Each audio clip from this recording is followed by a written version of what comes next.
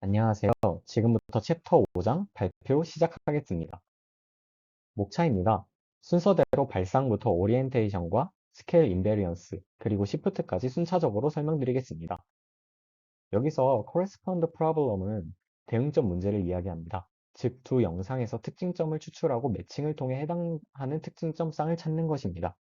여기서 local feature, 즉 지역 특징이 중요하게 작용하는데, 지역 특징은 좁은 지역을 보고 특징점 여부를 판정하는 것입니다.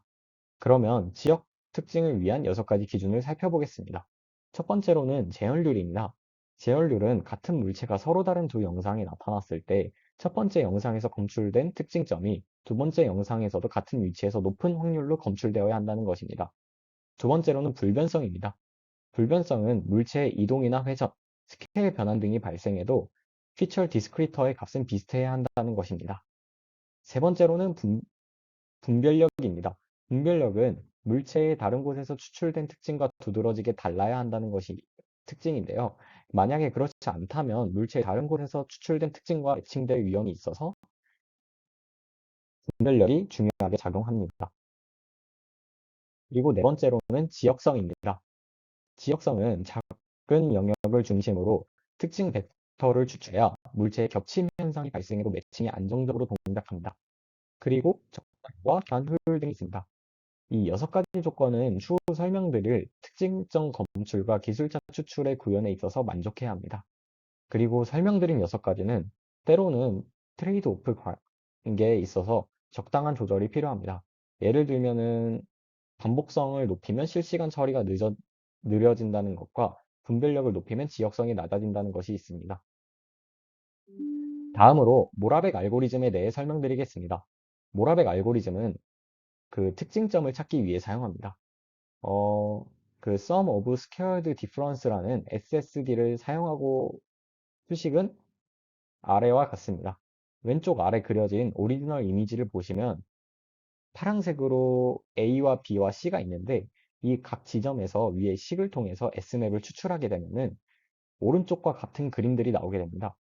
저렇게 픽셀의 특성에 따라서 코너와 엣지 그리고 플랫한 면에 있는지 등을 알 수 있습니다. 그러면 위에서 구한 S맵을 활용하여 특징 가능성 값 C를 구할 수 있습니다. 이 특징 가능성 값은 수식에서 알 수 있다시피 최소값을 뽑아내는 것입니다. 이 말은 즉 C의 값이 높을수록 모든 방향으로 높은 값을 갖는다는 것을 의미하고 좋은 점수를 가질 수 있습니다.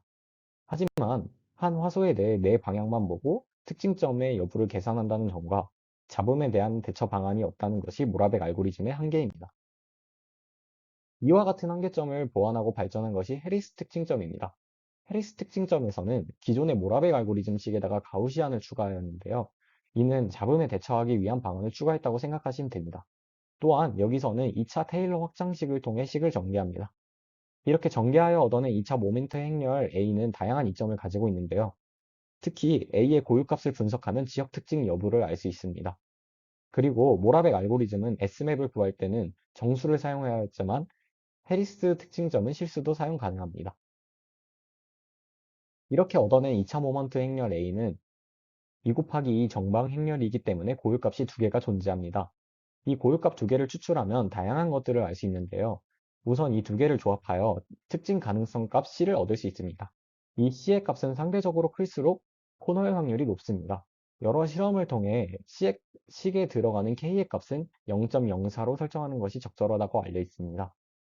그리고 C의 값을 구하지 않더라도 고유값의 크기 비교만으로도 경계면을 직관적으로 판단할 수 있는데요. 총 3가지 경우의 수로 나뉘어서 람다가 모두 0인 경우에는 특징으로서의 가치가 없습니다. 즉 플랫한 면을 뜻하는 것이고 람다 하나가 다른 하나보다 매우 크다면 엣지를 의미, 람다가 모두 크다면 코너를 의미합니다. 이제 특징 가능성 맵 C를 구했으니 로컬라이제이션 과정만 남았습니다. 여기서는 비체대 억제를 사용하는데 주변 8개의 이웃보다 큰 값을 가지는 화소를 특징점으로 선택하는 알고리즘을 사용하여 극점을 찾아내는 방식을 사용합니다. 아래의 식 두 개를 활용하여 코드를 구현하였습니다. 오른쪽은 코드 구현 알고리즘이고 원리는 앞서 설명드린 것과 동일합니다. 처음에 예제로 만들 이미지인 매트릭스는 10x10 형태의 직삼각형 형태로 1을 채워놓았으며 밑에 특징점은 9로 표시했다는 점, 그리고 가우시안 커널의 시그마를 1로 설정했다는 점 등이 추가되었습니다. 그리고 앞에서 설명드렸듯이 C의 값을 구하는 과정에 있어서 계산의 효율성을 위해 고유값을 직접 구하지 않았습니다. 우선 특징 가능성 맵을 찾는 과정을 구현한 코드이고, 오른쪽은 코드 구현에 사용된 알고리즘입니다. 그 다음 비체대 억제를 사용하여 주변 8개 이웃보다 큰 값인 특징점을 9로 표시하였습니다. 결론입니다. 맨 오른쪽 그림 파란 동그라미를 보시면 세 특징점이 모두 모퉁이에 존재하는 것을 알 수 있습니다. 하지만 실제 영상에 적용하면 모퉁이뿐만 아니라 이미지 내에서 특정한 패턴이나 형태를 형성하는 리전을 의미하는 블록도 많이 검출됩니다. 따라서 이렇게 검출된 값은 피처 포인트 또는 인터레스트 포인트라고 합니다. 다음으로 스케일 불변한 지역 특징에 대해 설명드리겠습니다. 이 알고리즘은 입력으로 그레이스케일 이미지를 넣어서 출력으로는 스케일 불변한 특징점을 뽑아내는 것이 목표입니다.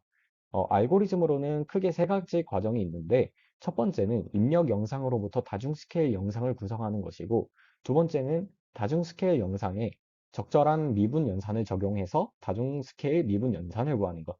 그리고 마지막으로 그 미분 연산을 구한 것에서 극점을 찾아서 특징점을 취하는 것입니다. 그러면 첫 번째로 다중 스케일 영상을 구성하는 방법을 알려드리겠습니다. 일단 물체가 시야에서 멀어지게 되면은 사람에게는 두 가지 현상이 일어나게 되는데요. 바로 물체가 흐리게 보인다는 것과 크기가 작아지게 보인다는 것입니다. 이 두 가지 원리를 이용하여 각각 가우시안 스무딩을 활용하여 시그마를 점차 키워나가며 더욱 흐리게 보이게 하고, 피라미드 원리를 사용하여 크기를 점차 줄여나가며 작아 보이게 하는 것을 구현합니다. 다음으로는 다중 스케일 미분 연산을 구하는 것인데요. 식 1.8에 보이는 정교화된 라플라시안을 사용합니다. 식 1.7에 그냥 라플라시안을 사용하게 되면은 시그마가 커질수록 dyy와 dxx가 작아지는 문제가 있기 때문에 이를 보완하기 위해서 정규 라플라시안을 사용하게 됩니다. 마지막으로 비체대 억제를 사용하여 특징점을 찾게 되면 됩니다. 이제 이 알고리즘을 구현하는 다양한 방법 중에 현재 널리 쓰이고 있는 시프트에 대해서 알아보겠습니다. 시프트 알고리즘 설명은 로우 교수님의 2004 논문을 토대로 설명드리겠습니다. 우선 이 알고리즘은 앞서 설명드린 것과 원리가 매우 유사합니다.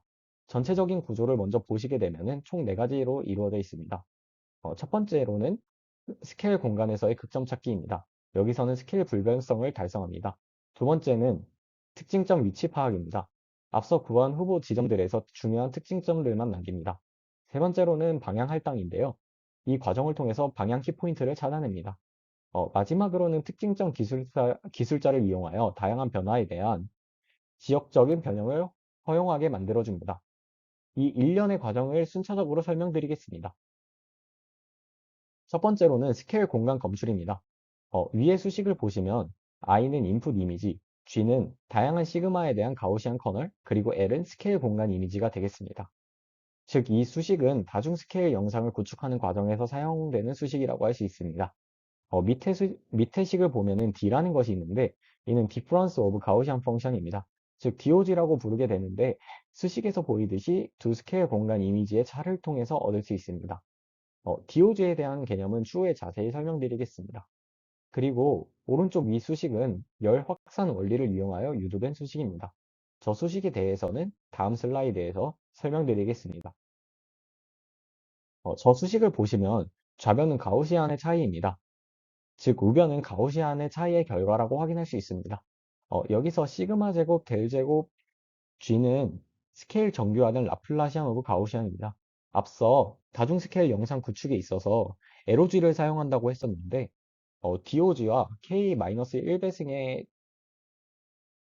K-1배의 차이를 말고는 차이점이 없다는 것을 알 수 있습니다. 근데 여기서 K-1배는 극점의 위치에 영향을 미치지 않기 때문에 LOG를 DOG로 대체가 가능합니다.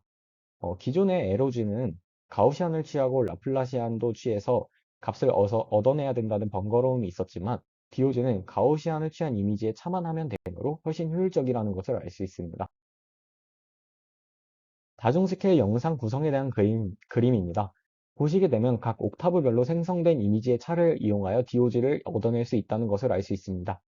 여기에서 구현에 있어서 옥타브의 개수, 시그마의 값, 이미지의 개수, 그리고 K 값이 파라미터로서 작용하게 됩니다.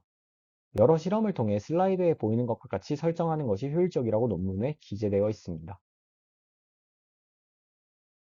얻어낸 DOG를 통해서 이제 극점을 찾게 되는데 여기서는 그림에 X 쳐져 있는 현재 이미지 픽셀을 기준으로 이전의 이미지와 다음 이미지의 픽셀을 비교하여 총 주변의 26개의 픽셀과 비교하여 최대값과 최소값을 얻습니다. 여기서 최소값도 찾는 이유는 특징이 작은 물체나 작은 디테일에 있어서도 잘 동작하도록 하기 위함입니다. 앞선 슬라이드에서 옥타브의 개수를 3으로 설정했던 이유에 대해 가져왔습니다. 우선 효율성과 안정성은 트레이드오프 관계입니다. 샘플링을 많이 하면 그만큼 안정성은 올라가지만 컴퓨테이셔널 코스트가 높아져서 효율성이 떨어집니다. 그리고 왼쪽 아래 표를 보시게 되면 옥타브의 증가에 대한 제한률을 나타내게 됩니다. 여기서 좀 확인할 수 있는 거는 옥타브의 수를 무작정 늘린다고 해서 제어률이 올라가는 것은 아니라는 것을 확인할 수 있습니다. 그리고 오른쪽 그래프를 보면 옥타브가 증가함에 따라 이미지별로 검출되는 키포인트도 많아지지만 그 증가폭이 점점 줄어들고 있다는 점, 특징이 너무 많으면 중요한 특징을 찾기 어려워서 정보의 불확실성이 증가한다는 점을 고려했을 때 왼쪽과 오른쪽 그래프를 종합하여 옥타브가 3일 때 가장 적합하다는 것을 알 수 있습니다. 그리고 샘플링 주파수와 검출률 또한 트레이드 오프 관계입니다. 시그마의 값을 높이면 제어률이 올라가지만 컴퓨테이셔널 코스트 또한 같이 증가하여 검출되는 데 걸리는 시간이 길어집니다. 그래서 트레이드 오프를 감안하여 해당 그래프를 분석하였을 때 시그마는 1.6일 때가 가장 적절합니다. 또한 앞서 입력 이미지의 크기를 2배로 확장하여 첫 번째 옥타브를 구성한다고 말씀드렸습니다. 그 이유는 안정적인 키포인트의 수가 거의 4배 가까이 증가하기 때문입니다. 또한 원본 이미지는 시그마를 그러니까 잡음 때문에 시그마를 0.5 정도 가지고 있다고 가정을 어, 통상적으로 얘기를 합니다. 따라서 크기를 2배 확장하면 시그마가 1이 돼서 추가적인 평화로는 필요가 없어지게 됩니다. 그리고 2배 이상의 확장은 유의미한 추가 향상이 없었기 때문에 2배로 선정하였습니다. 옥타브당 초기 시그마 값을 1.6으로 설정하여 그 뒤에 오른쪽 위에 보이는 관계를 이용하여 다음 시그마 값들을 채워나갔습니다. 이 실습에서 중요한 부분은 시그마의 값이 2배가 되는 지점은 거리가 2배가 되는 것과 비슷하다고 판단되어 여기서 다운샘플링을 진행한 뒤에 다시 가우시안 블러를 진행하였습니다. 다음은 디퍼런스 오브 가우시안을 구현할 코드입니다. 두 가우시안의 차이를 이용하여 사용했기 때문에 사실상 픽셀의 크기 차이가 크지 않아서 직관적으로 확인할 수 있게끔 대비를 올렸습니다. 총 4개의 과정 중 두 번째 키포인트 로컬라이제이션입니다. 이는 앞서 찾은 키포인트 후보에 대해서 위치, 스케일 및 주요 곡률 비율에 대한 핏을 수행합니다. 즉 여러 조건을 걸어서 만족하지 않는 것은 후보에서 탈락시킵니다. 그 중에서도 첫 번째로 낮은 대비를 제거해 보겠습니다. 낮은 대비의 특징은 특정 지역이나 물체가 주변과 비교했을 때 그 차이가 작다는 것입니다. 이는 앞서 설명드린 분별성에 어긋나기에 제거하는 것입니다. DOG 이미지의 테일러 확장을 이용하여서 값을 구해냅니다. 낮은 대비를 제거하는 방법으로서 뒤에 오른쪽 식의 2.4를 보시면 함수의 극점에 위치를 넣은 절대값이 0.03보다 작은 것은 모두 버리게끔 하였습니다. 여기서 이미지 픽셀의 모든 값은 0에서 1 사이라고 가정을 하였을 때 값이 0.03인 것을 버리는 것입니다. 앞서 낮은 대비를 제거했으니 안정성을 위해 주요 공률을 사용하여 나머지 노이즈도 제거하겠습니다. 우선 해시한 행렬 H에 대해 설명드리겠습니다. 해리스 특징점에서의 2차 모먼트 행렬과 비슷한 원리를 가진다고 생각하시면 되겠습니다. H는 2x2 정방 행렬이기 때문에 고유값이 2개가 나오게 됩니다. 이 고유값들은 뒤에 주된 공률과 비례한다는 특징을 가지고 있습니다. 그리고 고유값 알파를 고유값 베타보다 크다고 가정하고 뒷슬라이드에서 진행하겠습니다. 우선 왼쪽 위를 보시면 H의 대각각과 행렬식을 알 수 있는데 이는 n차 정방행렬이기 때문에 식이 저렇게 전개가 됩니다. 식 2.5에 대해 먼저 설명드리면 대각합이 두 고유값의 곱수로 표현됩니다. 이는 두 고유값이 서로 다른 부호를 가지게 되면 대각합이 0보다 작아지게 된다는 것을 의미합니다.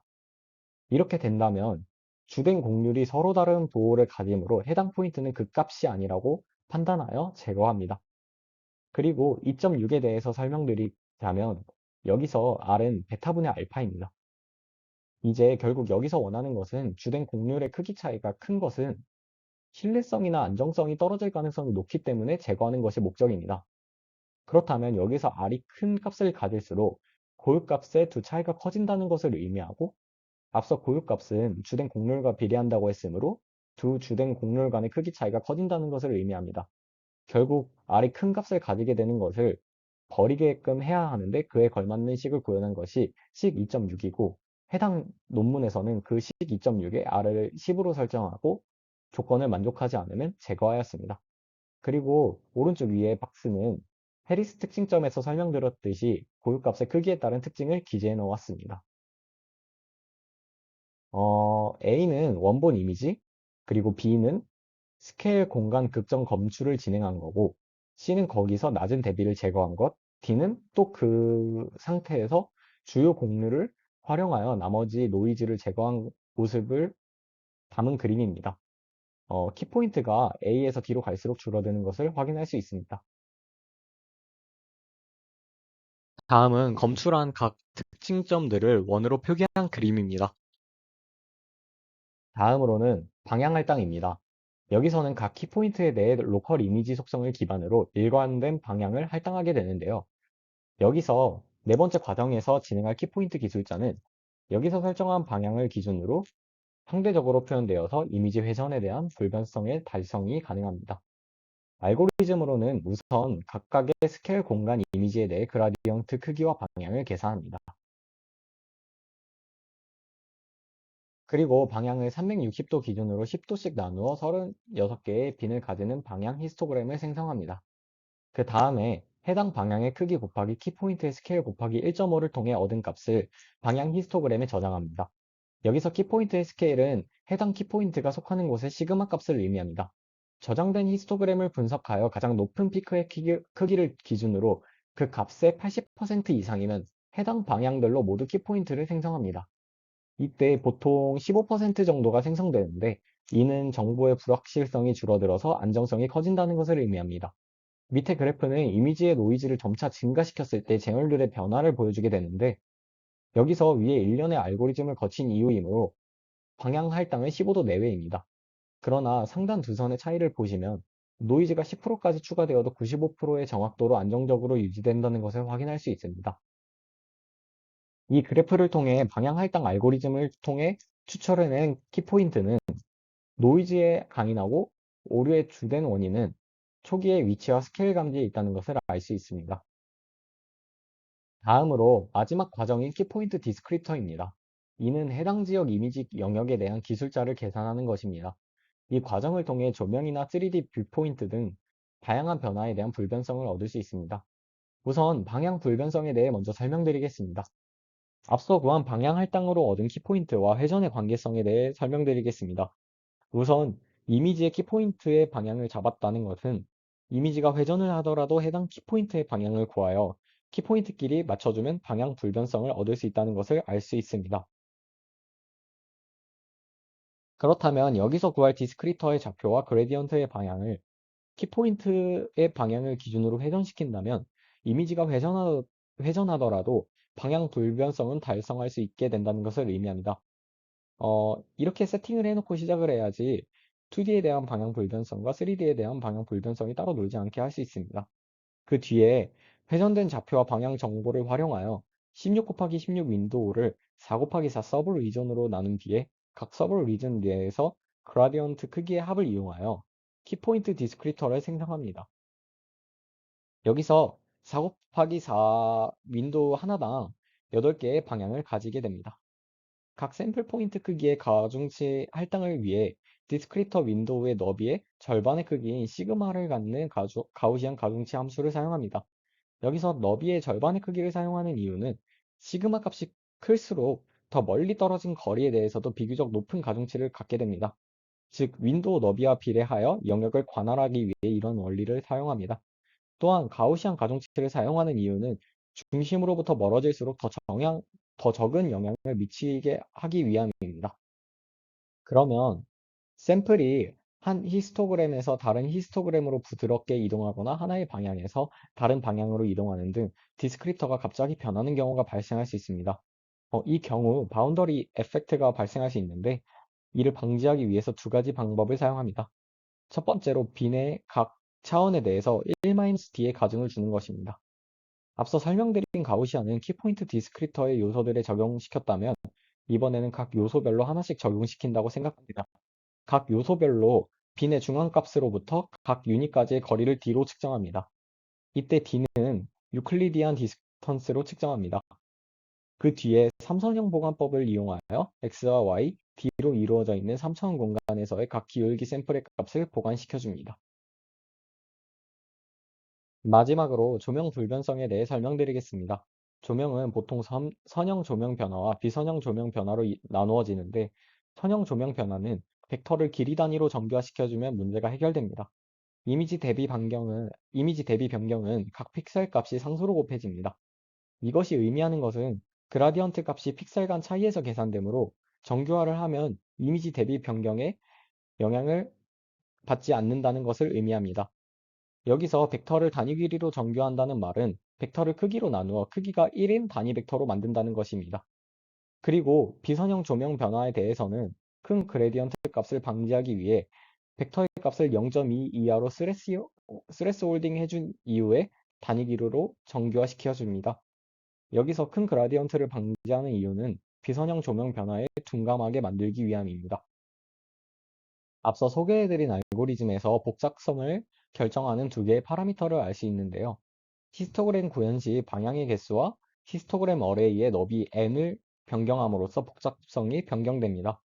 여기서 복잡성과 민감성은 트레이드 오프 관계에 있는데 만약에 복잡성이 증가하면 더 나은 구별력을 가지지만 형태의 왜곡과 가려짐에 더 민감해진다. 이런 느낌의 트레이드 오프 관계에 있습니다. 따라서 해당 그래프를 분석해 봤을 때 n이 4인 경우까지는 성능이 좋은 걸 확인할 수 있으므로 해당 논문에서는 4x4 크기의 8방향을 갖는 것을 사용하였습니다. 따라서 총 4 곱하기 4 곱하기 8, 128개의 엘리먼트 피처 벡터를 사용합니다. 최종적인 시프트를 구현하고 난 뒤의 그림입니다. 보시게 되면 각각의 원은 특징점의 위치와 특징점의 영향 범위에 대한 반경, 그리고 회전 시 특징점을 식별할 수 있는 각도값으로서의 특징점 방향을 알 수 있습니다. 또한 오른쪽 출력값을 보시면 추출된 특징점은 총 1220개고 특징점 하나당 128개의 특징 디스크리터를 사용했다는 것을 알 수 있습니다. 제 발표는 여기까지입니다. 발표 들어주셔서 감사합니다. 이상으로 5장 리뷰를 마치겠습니다.